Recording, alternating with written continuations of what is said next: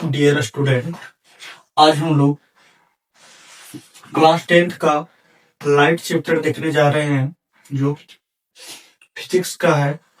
इसका पूरा नाम है चैप्टर का लाइट रिफ्लेक्शन एंड रिफ्रैक्शन।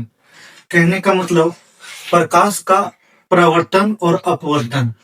हम लोग देखेंगे आज लाइट के बारे में, लाइट क्या होता है, लाइट के कुछ कुछ पॉइंट के बारे में हम लोग जानकारी लेंगे और देखेंगे कि इसका लाइट जो है वो रिफ्लेक्स कैसे करता है, कैसे रिफ्लेक्स करता है लाइट, और रिफ्लेक्स जब करता है तो क्या क्या चीजें होती है, उस सारी चीज का हम लोग जानकारी लेंगे। सबसे पहले हम लोग आते हैं लाइट, जिसे हिंदी में प्रकाश कहते हैं। बता रहा है light is a form of energy. Light जो है वो बता रहा है कि प्रकार है, ऊर्जा का एक प्रकार है। Light is a form of energy. बता रहा है कि जो प्रकाश जो है वो एक प्रकार एनर्जी है। क्या है? एनर्जी है, ऊर्जा है, ऊर्जा का काम करता है। क्यों ऊर्जा का काम करता है? ऐसा नहीं है कि हमारे अंदर लाइट है और कोई चीज को हम क्या कर रहे हैं, काम कर रहे हैं, तो हमको जो है वो अंदर से ऊर्जा चाहिए, वो ऊर्जा नहीं। कहने का मतलब यह जो है लाइट जो रोशनी होती है, प्रकाश जो होता है, वह हमें जब तक ना दिखाई दे तब तक हमें कोई भी वस्तु, कोई भी चीजें जो है वो हम लोग देख नहीं पाते हैं। क्योंकि वो जो प्रकाश होता है, वह प्रकाश, वह लाइट जो है वो वस्तु पर पड़ता है, और वह वस्तु पर पड़ता है तो हम लोग क्या करते हैं, उसे देखते हैं, तभी हम लोग को दिखाई देता है। इसलिए बता रहा है कि लाइट जो है, प्रकाश जो है, कहा जाता है कि light is a form of energy. Next हम लोग आते हैं light always travel in straight line. Light जो है, प्रकाश जो है, वो हमेशा गमन करती है, वो सीधी रेखा में गमन करती है। कभी भी आप देखोगे कि टॉर्च जलाते हो तो टॉर्च का लाइट जो है, लाइन जो है, वो कभी भी जिग जैग नहीं जाएगा। जब भी इसका रोशनी जाएगी, किरण जाएगा, तो कहा कैसे जाएगा? स्ट्रेट लाइन में जाएगा। तो वही चीज बता रहा है कि light always travel in straight line. Next point आता है speed of light in air and vacuum 3 into 10⁸ metre प्रति सेकेंड। कहने का मतलब क्या बता रहा है कि जो लाइट का, जो प्रकाश का स्पीड है वैक्यूम के जगह पे या फिर एयर के जगह पे, वो बता रहे इसका स्पीड जो है वो 3 into 10⁸ मीटर प्रति सेकेंड है। ये एमसीक्यू क्वेश्चन में क्लास 10th का अक्सर पूछा जाता है, तो आज कर ले। नेक्स्ट टॉपिक है reflection of light. Reflection of light, प्रकाश का परावर्तन।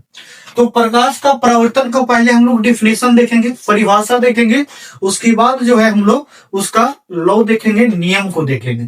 तो बता रहा है इसका definition, the process of returning और bouncing back the light to the same medium after striking the surface is called reflection of light.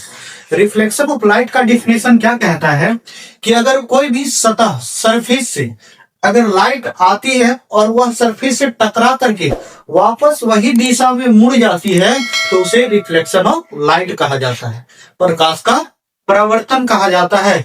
जैसे लाइट अगर इधर से आया और इससे टकराई और टकरा कर फिर वापस यही दिशा में लौट कर चली गई, तो इसे हम लोग रिफ्लेक्शन ऑफ लाइट कहते हैं, प्रकाश का परावर्तन कहते हैं। अब आते हैं, जब रिफ्लेक्स हो जाती है तो हम लोग देखते हैं कि दो तरह का रे दिखाई देती है। यहाँ तो फिगर में आप देख रहे होंगे, तो हम लोग उसी को हम लोग लॉ ऑफ रिफ्लेक्शन के हिसाब से पढ़ते हैं। हम लोग देखते हैं लॉ ऑफ रिफ्लेक्शन मतलब परावर्तन के नियम। तो ऐसे प्रकाश के परावर्तन के दो नियम होते हैं, है ना। हम लोग दोनों नियम को देखेंगे। सबसे पहले लिखा हुआ है angle of incidence is equal to the angle of reflection. Angle of incidence को हम लोग एंगल आई से दर्शाते हैं और एंगल ऑफ रिफ्लेक्शन को आर से दर्शाते हैं।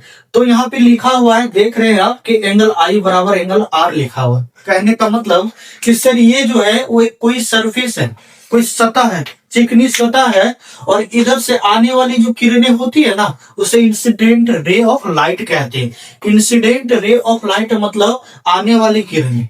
जो ओरिजिनल आपके जो लाइट का जो टॉर्च से जो निकला हुआ है वह जो रे है वो इंसिडेंट रे ऑफ लाइट होगा। अब ये जो है वो कोई सतह से टकराया और टकरा करके देखो फिर से वही दिशा में चला गया, है ना। तो जब चला गया तो बीच का ये जो लाइन दिख रहा है वो बता रहा है, इसे हम लोग नॉर्मल लाइन से दर्शाते हैं। किससे दर्शाते हैं? नॉर्मल लाइन से दर्शाते हैं।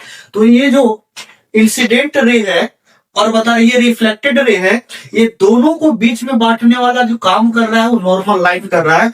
तो ये जो कोण बना रहा है वो एंगल आई बना रहा है और ये जो कोण बना रहा है वो एंगल आर। एंगल आई से याद रखना कि इंसिडेंट रे ऑफ लाइट जो है वह और नॉर्मल लाइन जो है उसके बीच में जो कोण बनती है जिसे हम लोग एंगल ऑफ इंसिडेंस कहते हैं वह एंगल आई से दर्शाते हैं।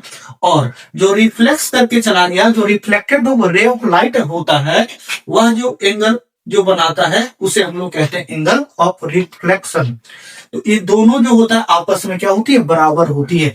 अगर ये 60 डिग्री तो ये भी 60 डिग्री, ये अगर 45 डिग्री तो ये भी 45 डिग्री। क्यों? क्योंकि दोनों आपस में क्या होते हैं? बराबर होते हैं। तो पहला हम लोग नियम को देखें कि एंगल आई बराबर एंगल आर होता है। मतलब sir angle of incidence is equal to the angle of reflection, मतलब एंगल आई और एंगल आर दोनों आपस में बराबर होते हैं। नेक्स्ट हम लोग इसका नियम देखते हैं। Incident ray, reflected ray and normal to the reflecting surface at the point of incidence lie on the same plane. क्या बता रहा है? चाहे इंसिडेंट रे का बात करें, चाहे नॉर्मल लाइन का बात करें, या रिफ्लेक्टेड रे ऑफ लाइट का बात करें, या तीनों जो लाइन जो है वो एक ही पॉइंट पे लाइन करती है, एक ही बिंदु पे लाइन करती है और एक ही सरफेस पे लाइन करती है। यह बता रहा है कि यह दूसरा नियम है कि चाहे तो आने वाली किरण हो, चाहे टकरा कर वापस जाने वाली किरण हो, चाहे तो नॉर्मल लाइन जो है एक ही बिंदु पे एक ही सरफेस पे लाई करती है। तो यह दो प्रकार का बता रहा है लॉ ऑफ रिफ्लेक्शन हुआ। आगे का टॉपिक हम लोग नेक्स्ट क्लास में देखेंगे। आज के लिए इतना ही। Thank you.